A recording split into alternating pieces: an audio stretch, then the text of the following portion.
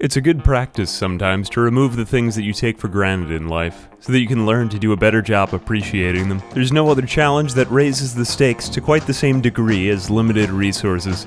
It makes the mundane task of getting started in Rimworld into one of dire need and urgency. You must exercise thriftiness in situations that might otherwise seem lazy and lackluster. Your very life may depend upon allocating resources in an economical manner.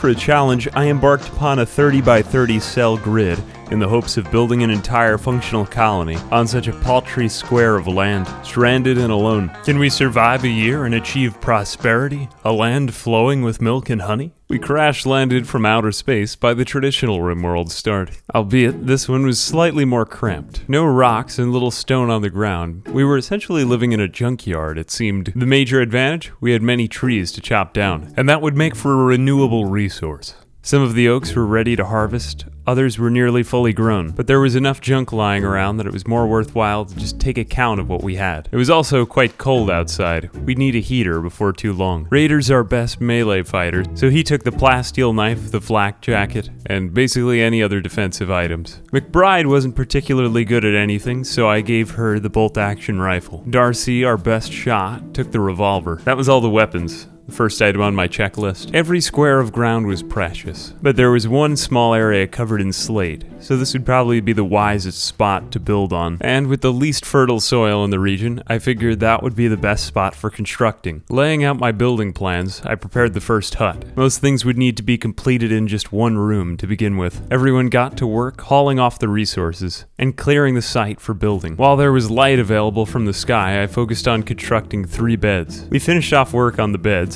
but we weren't very good at construction. After that, I created a stockpile zone in the ground right next to our house. By the end of the evening, we had the 3 beds constructed and the house finished. So we roofed off our house and sealed ourselves in. The first day concluded quietly, with many of the trees having been harvested, but many resources still lay scattered about. Since I didn't want the turkeys nearby to eat all of the meals around, I decided to hunt the turkey and the red fox living in the area. Sure enough, it took only a few minutes to bring it down. The red fox, too, didn't prove much of a threat. Nothing too dangerous yet. So we hauled in the last of the resources and went off to bed. The first day finished, and just the 3 of us and our cat living together in this cell. I got a head start on planting, and staved off starvation by planting rice in the bottom right corner of the cell. The soil was healthy, and though it was cold outside, soon it would warm up once we reached the summer. I set about hunting the local ibex does that had wandered into the region. It was really an ambiguous question, a journey of discovery and mysterious trepidation. Would the region itself be sustainable for men? Suitable for habitation? Randomly, throughout the first few days, various local wildlife would wander into the region and graze upon the grass outside of our rudimentary hovel. I took pains to purge the ground of the traces of mankind left there, mostly large pieces of metal, now cracked and left in disrepair by their late stewards. Probably left floating out to a most abominable fate, somewhere shot down on that exoplanet. Buzzing noises of productivity and interest emanated from our small square hut out on that flat ground. Although we were limited in space, we could use our minds to transcend our earthly conditions, for knowledge knows no limitations. Thus drew to a close the second day, and with it our imposition of right angles on the rough tendrils of nature. We slaughtered any animals that wandered into the region, and we tucked off into bed, with the world a little more awakened. The next day when we awoke, I set about constructing the most basic of defenses. A simple trap hallway provided all the defense we needed from raiders attacking our compound. Thus did we construct, except our construction skill was too low to build wooden spike traps yet. An embarrassment. This would require a lot of work. But there were still oodles of ruins dotting the flat wastes. I greeted every problem of paucity with the same level of interest as an engineer fitting a square peg into a round hole, so to speak. If I couldn't find the ingredients, I could fabricate them from some smaller, more granular elements. A visitor wandered into the region. Something to trade? It wasn't much, but we needed the components. We did a little trading, accepted what he had to offer, and then let him go on his way. The next day, we gathered the last of the resources from the area and set them all out in one major pile, for we'd need a good deal of indoor space to get this colony up and running. We finally reached the construction skill to fabricate traps. Then we made the area clean and orderly. We finished off the day by walling in the rest of the resources. After all, we'd been losing much of the meat we had rotting away in storage. The compound had grown and things seemed sustainable, but we still lacked much of the technology we needed to scale upward and leverage what we had been using. And if I were going to begin producing microprocessors, I would need to sift through the rare earth and metals from the ground. All this is an analogy, but certainly not all that far off from the reality. Still, there's little room for living in the present when you're off on your own and in the wilderness. You begin to realize why so much of the human brain is adapted to worry rather than feel gratitude. While it might pay dividends to practice a little more gratitude and spend a bit less time worrying about things in modern-day society, I can't say that the same can hold true while living in nature. Worrying about the future is rational, and the foodstuffs rotting in one's fridge is more a cause for alarm than it would be in your household or mine. We could work around it for now, but it was in my attention. To process the stone chunks, we created a stone cutting table. It wouldn't make for much, but it was another construction project, and we needed electricity going soon. After all, now we'd completed research on batteries. The next task would be to research tree sowing. We needed to reliably turn over trees and other crops in the region. That was when we were raided by the raptors. I stood in the doorway and watched as she died. Absolutely fantastic. Fantastic victory. The celebration was immediate. We dumped the dead body into the corner of the map. It would need to stay there for a while. With my colonists going mad, the focus of attention drifted toward innocuous activities like horseshoes. Mindless distractions were a respite from the daily insanity. At last, an opportunity to improve and beautify the main room. Thus, we constructed power conduits through wood into our walls. A makeshift defense for right now, but it would be necessary. With the wind turbine completed, we cut down the nearby trees and got to generating power. Now we had light by which to research, and we could go about our tasks more quickly indoors. The next day, we hunted some deer that had entered the region. I began to question whether animals would continue wandering around, though. Was it worth my time to construct all these workshops and butchering tables? Or would my days be better spent working on technology toward greater needs of an ever-growing population? There's a reason hunter-gatherers, after all, were rarely able to settle down in a region for an extended period of time. I couldn't help but see our development as a microcosm of society, our very planet. What would be our fate? Could we avoid it if we made certain decisions and not others?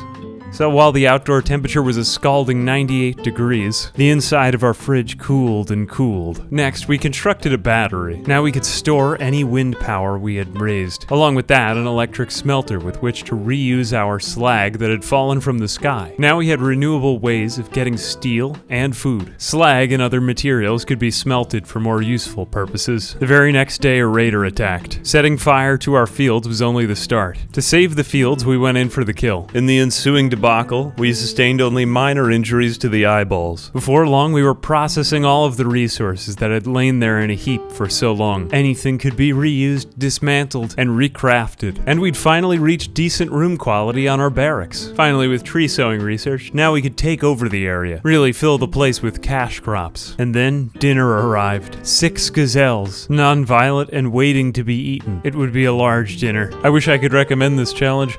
I love the idea of taking nothing and making something out of it. There's nothing quite as satisfying, after all, as the act of creating. It's what man was put on this earth to do.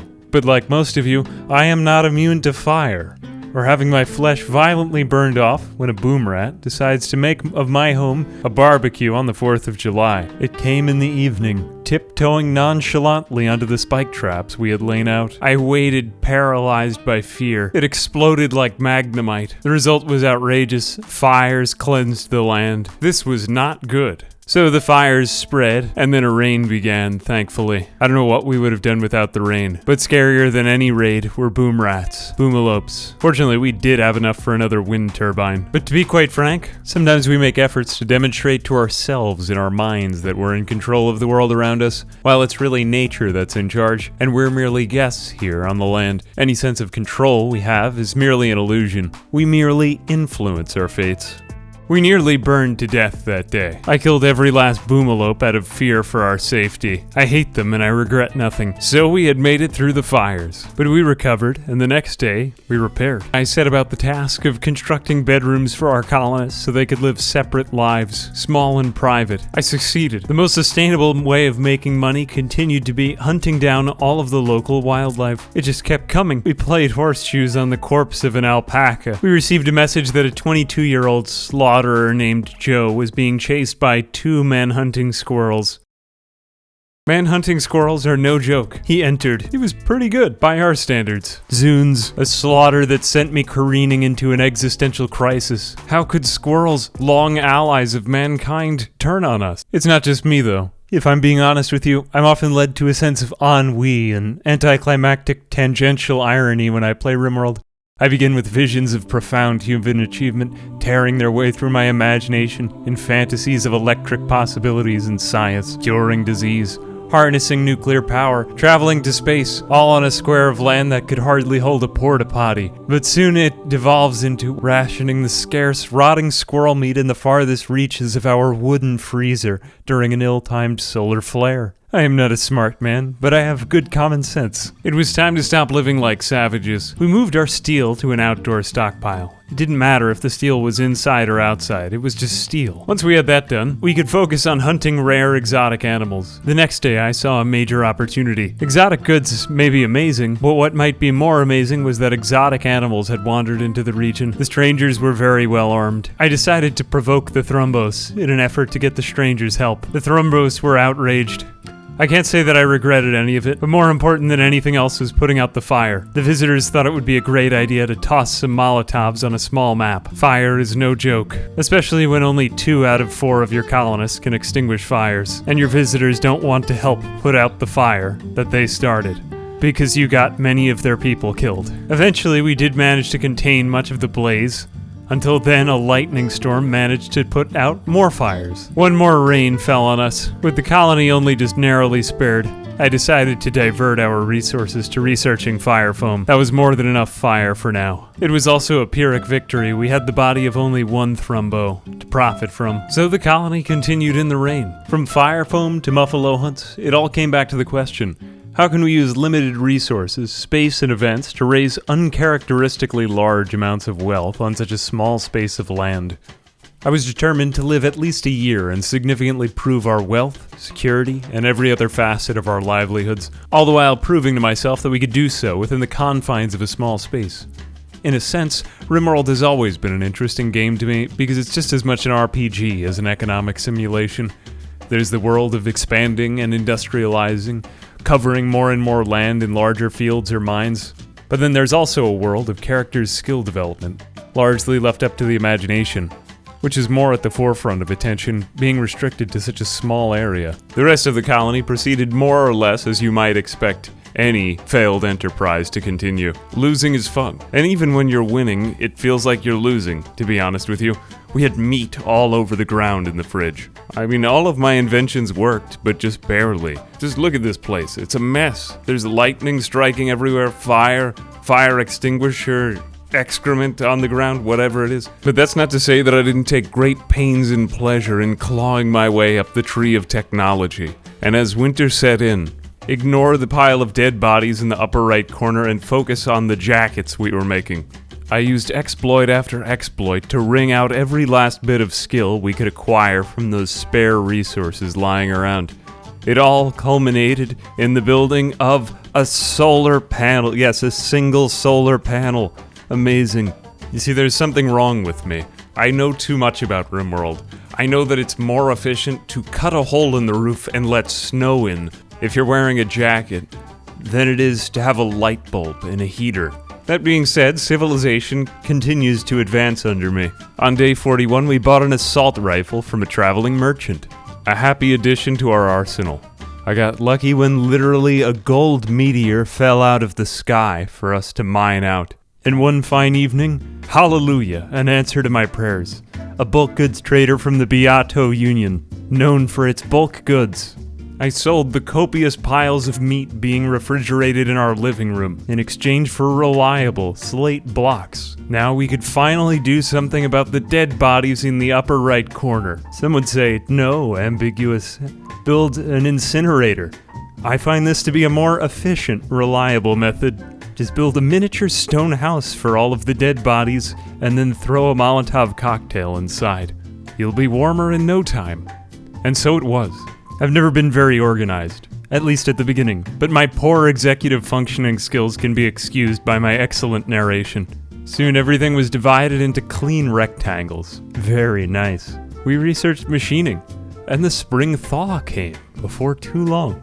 What could be more satisfying than watching the transformation of the seasons in a land that was otherwise always the same? But our home turned with the earth. The dead bodies turned to ash when I set them ablaze, and it was just a week away from 1 year. 1 year. My goal I had set out with, perhaps not a land flowing with milk and honey, more a land flowing with fire and solar panels. But with so many jackets on the ground, we were as a thrift shop, next to a deli that had milk and honey in it. Over the next days and weeks, we acquired all of the slate we needed to separate out the last of our goods into separate workshops and stockpiles. Yes, you too could have your own colony in a 30 by 30 square, and nothing's stopping you is the wonderful part. I don't know whether I want to go further with this one or try smaller for next time, but there are so many exciting possibilities. As always, I'm AA. Major thanks to my patrons. I do appreciate it. Until we meet again.